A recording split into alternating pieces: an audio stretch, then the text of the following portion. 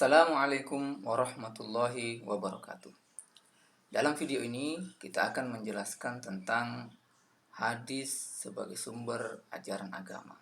Di mana dalam pembahasan ini kita akan membagi dalam dua pembahasan. Yang pertama tentang dalil-dalil kehujahan hadis yang menjadi dalil atau yang menjadi penguat bahwasanya hadis betul-betul sebagai sumber ajaran agama, dan yang kedua fungsi hadis terhadap Al-Quran.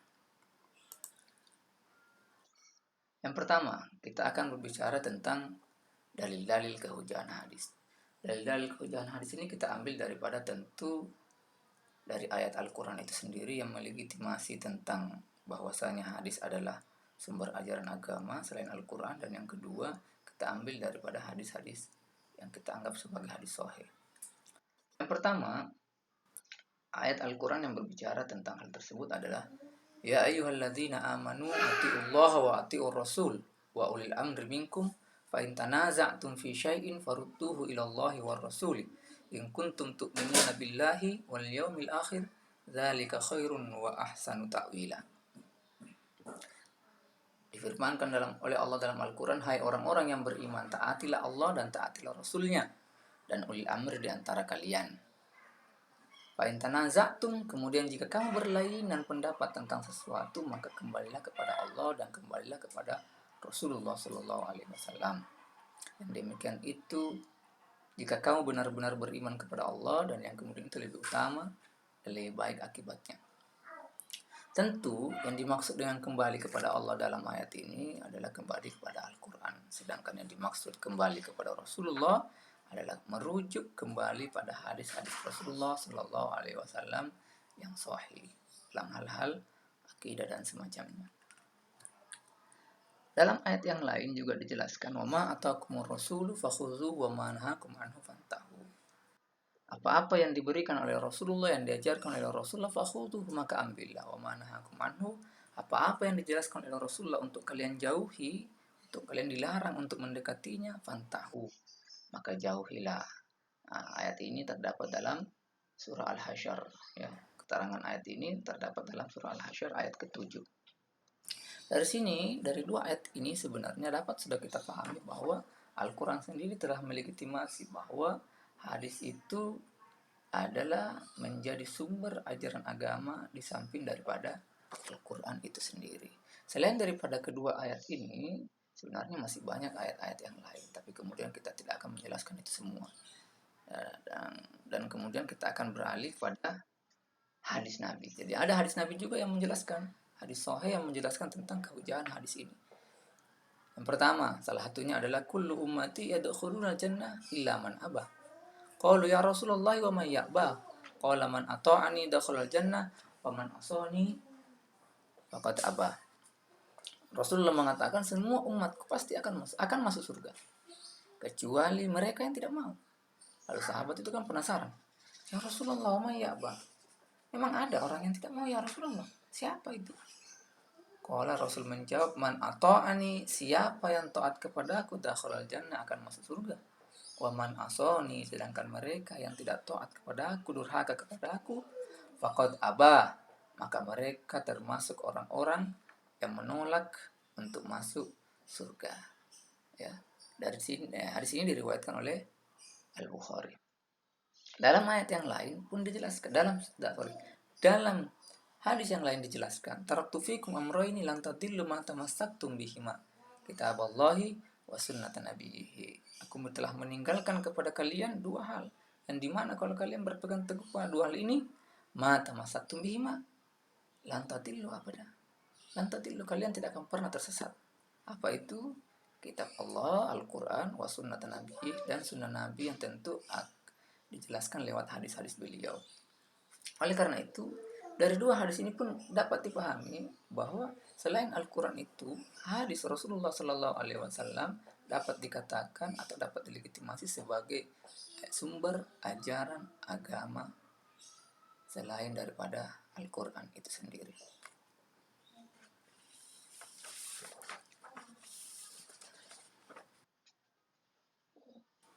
Pembahasan selanjutnya kita akan berbicara tentang fungsi hadis terhadap Al-Quran. Fungsi hadis terhadap Al-Quran.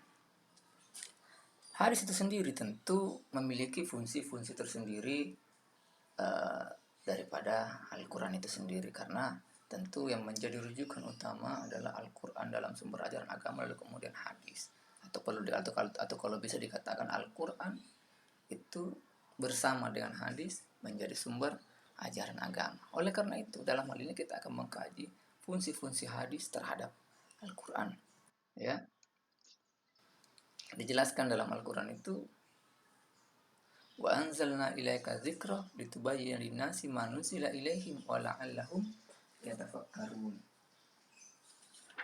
Dan kami turunkan kepadamu Al-Quran agar kamu menerangkan pada umat manusia apa yang telah diturunkan kepada mereka dan supaya mereka bisa memikirkannya. Dari ayat ini kemudian kita akan bisa memahami bahwa memang Al-Quran, hadis itu akan berfungsi sebagai penjelas terhadap Al-Quran dengan adanya ayat ini. Oleh karena itu Rasulullah punya hak, ya, memang punya hak untuk kemudian menjelaskan apa-apa yang di dalam Al-Quran, karena Rasulullah sendiri adalah tentu mufassir atau orang atau manusia yang bisa menafsirkan Al-Quran itu sendiri, karena beliau yang menerima ayat itu pertama kali dari Allah Subhanahu wa Ta'ala. Ini kira-kira gambaran daripada fungsi hadis terhadap Al-Quran.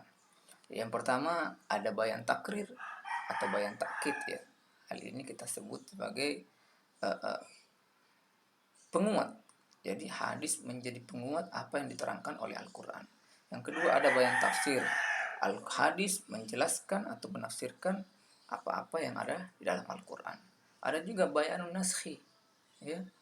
Hadis menjadi menerangkan sesuatu yang kira-kira akan mengganti sebuah hukum yang ada dalam Al-Quran, atau bahkan ada juga bayan tasyri'. Tapi yang keempat ini masih diperselisihkan oleh para ulama. Oke, kita bahas yang pertama tentang bayan takrir atau bayan takkid, atau hadis menjelaskan atau menjadi penguat, penjelasannya itu menjadi penguat apa-apa yang dalam Al-Quran. Contoh, dalam hadis Ahmad, hadis riwayat Ahmad dijelaskan an Amr bin Yasrobi qala khatabana Rasulullah sallallahu alaihi wasallam faqala ala wala yahillu li imri'in min mali akhihi syai'un illa biti binafsin minhu. Yang pertama, tidak halal bagi seorang harta saudaranya kecuali dengan izin atau dengan kerelaan dari pemiliknya. Ya. Hadis ini menjadi penguat tentang ayat yang dijelaskan dalam Al-Quran. Ya ayyuhalladzina amanu la ta'kulu amwalakum bainakum bil batil illa an takuna tijaratan an taradin minkum wa la taqtulu anfusakum innallaha kana bikum rahima. Dijelaskan dalam Al-Quran, wahai orang-orang yang beriman, janganlah kamu saling memakan harta sesamamu dengan jalan yang batil. Ya. Jadi hadis di atas tentang bagaimana Rasulullah melarang kita untuk tidak mengambil harta saudara kita, harta orang lain kecuali dengan kerelaannya atau dengan izinnya, itu menjelaskan atau menguatkan apa-apa yang telah dijelaskan dalam Al-Quran, bahwa wahai orang-orang yang beriman, la ta'kulu amwalakum, janganlah kalian saling memakan harta di antara kalian bil batil, dengan cara yang tidak dibenarkan atau tanpa seizin. Nah, ini adalah fungsi pertama daripada hadis Rasulullah, yakni menjadi bayan takrir atau bayan takkid terhadap Al-Quran, menguatkan, ya, penjelasan apa yang di dalam Al-Quran. Yang kedua, hadis itu sebagai bayan tafsir. Bayan tafsir ini nanti akan dibagi beberapa kelompok, ada beberapa macam. Yang pertama, tafsir mujmal. Tafsir mujmal itu maksudnya adalah merinci. Jadi Al-Quran itu merinci, menafsirkan, tapi bersifat memerinci apa-apa yang masih bersifat umum atau yang bersifat global dalam Al-Quran. Contoh, ketika Al-Quran banyak menjelaskan tentang bagaimana Allah mewajibkan kita untuk menunaikan sholat, wa aqimis sholah, innas sholata tanha 'anil fahsya'i wal munkar, dan seterusnya dalam beberapa ayat yang lain, tanpa kemudian tidak pernah dijelaskan bagaimana tata cara sholat. Lalu kemudian datanglah Rasulullah sebagai penafsir Al-Quran yang sifatnya mujmal. Beliau mengatakan, "Shallu kama ra'aitumuni usolli." Sholatlah kalian sebagaimana diperintahkan oleh Allah, tapi caranya kama ra'aitumuni usolli, sebagaimana kalian melihatku sholat. Hadis ini diriwayatkan oleh Al-Bukhari dalam kitabnya Sahih Al-Bukhari. Dari hadis ini dapat dipahami, ternyata salah satu fungsi hadis itu adalah bayan tafsir yang sifatnya tafsirul mujmal, menjelaskan ayat-ayat yang masih bersifat global. Yang kedua, selain daripada bayan tafsir itu adalah takhsisul am, mengkhususkan ayat-ayat yang masih bersifat umum. Contoh, dalam hadis Muslim, la yarisul muslimu al kafiru wa la yarisul kafiru al muslimah.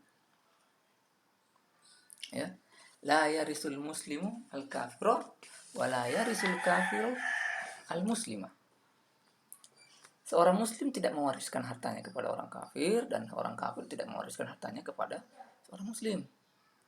Ayat ini menjadi pentaksis atau pengkhususan terhadap ayat Al-Quran yang telah turun sebelumnya, di mana Al-Quran menjelaskan yusikumullahu fi auladikum lidzakari mislu hadzil unsayain. Jadi dalam ayat itu kan dijelaskan bahwa Allah berwasiat kepada kita umat Islam itu tentang warisan, di mana bagian seorang laki-laki itu sama atau setara dengan bagian dua orang perempuan, di mana tanpa pernah menjelaskan kalau orang kafir, kalau bapaknya orang tuanya muslim terus anaknya kafir apakah dapat, itu tidak pernah dijelaskan. Nah ya, atau ketika bapaknya kafir anaknya muslim juga tidak pernah dijelaskan. Lalu kemudian datanglah sebuah hadis yang menjelaskan bahwa orang muslim tidak memberikan warisannya kepada orang kafir, dan orang kafir tidak memberikan warisannya, dan orang muslim dan orang kafir tidak memberikan warisannya kepada orang muslim. Hadis ini kemudian menjadi penjelas yang sifatnya takhsisul am, mengkhususkan apa yang masih bersifat umum dalam Al-Quran. Selain itu, juga ada bayan tafsir yang sifatnya nanti takyidul mutlak, membatasi yang masih mutlak, yang tidak terbatas. Contoh, ketika di dalam Al-Quran itu kan banyak, ada ayat tentang wasariku wasariqatu faqta'u aydiyahuma. Orang yang mencuri itu dipotong tangannya. Tentu penjelasan ini kalau sudah memenuhi nisabnya, sudah memenuhi harta yang dicuri, batas harta yang dicuri untuk dipotong tangan, karena tidak semua orang yang mencuri itu dipotong tangannya. Contoh, kalau orang cuma mencuri sendal apakah langsung potong tangan? Tidak. Tapi nanti dalam ilmu fikih itu kan dijelaskan tentang seberapa batasnya curian itu kemudian harus dipotong tangan. Tapi kemudian dalam Al-Quran tidak pernah dijelaskan tentang yang dimaksud tangan itu yang mana, apakah dari ujung jari sampai kemudian lengan yang paling atas itu. Nah, lalu dalam beberapa hadis, saya tidak tuliskan di sini, dijelaskan bahwa ternyata yang dipotong itu sampai pergelangan tangan saja, sampai pergelangan tangan, bukan sampai ke tangan, di mana dalam Al-Quran tidak pernah dibatasi. Maka dalam hadis itu dijelaskan ya, dan ternyata yang dipotong tangannya itu adalah hanya sampai pada pergelangan tangan. Itu adalah kira-kira yang berbicara tentang takyidul al-mutlak, membatasi yang masih mutlak. Lalu kedua, fungsi hadis selain daripada bayan takkid tadi dan bayan tafsir, ada bayan naskhi, yakni menjelaskan yang penjelasan dalam oleh hadis terhadap Al-Quran yang sifatnya mereplace ya, atau mengganti hukum yang dalam Al-Quran. Contoh, innallaha qad a'ta kulladzi haqqin haqqahu fala wasiyata liwaris. Sesungguhnya Allah Subhanahu wa taala telah menentukan hak pada setiap ahli waris. Dengan demikian tiada lagi hak wasiat bagi ahli waris. Nah, di sini kita pernah mendengarkan sebuah ayat tentang bolehnya berwasiat terhadap sebuah harta ya kepada keturunan itu. Kutiba alaikum idza hadara ahadakumul mautu in taraka khairan lil wasiyatu lil walidaini wal aqrabin bil ma'ruf haqqan al muttaqin. Itu dalam surah Al-Baqarah ayat 180 dijelaskan, diwajibkan atas kamu apabila seorang di antara kalian sudah hampir atau sudah merasa hampir wafat, jika ia meninggalkan harta yang banyak, maka berwasiatlah untuk ibu-ibu, karib atau kerabat secara ma'ruf. Ini adalah kewajiban atas orang-orang yang bertakwa. Jadi bagi orang yang meninggalkan banyak harta, itu dulu dibolehkan. Bahkan dalam ayat ini kan, kutiba alaikum idza hadara, diwajibkan kepada kamu untuk memberi wasiat. Jadi selain daripada harta warisan didapat itu, juga dia dibolehkan untuk memberi warisan. Jadi ada tambahan nanti harta daripada warisan itu. Lalu kemudian datanglah hadis, innallaha qad a'ta kulladzi haqqin haqqahu fala wasiyata liwaris. Datanglah hadis ini menghapus hukum kewajiban berwasiat kepada ahli waris yang diterangkan dalam Al-Qur'an tersebut. Sesungguhnya Allah Subhanahu wa taala telah menentukan hak pada setiap ahli waris. Orang tua dapat sekian, bapak dapat sekian, ibu dapat sekian, anak dapat sekian, neneknya kalau dapat sekian, saudaranya dapat sekian. Semuanya sudah diatur. Fala wasiyata liwaris.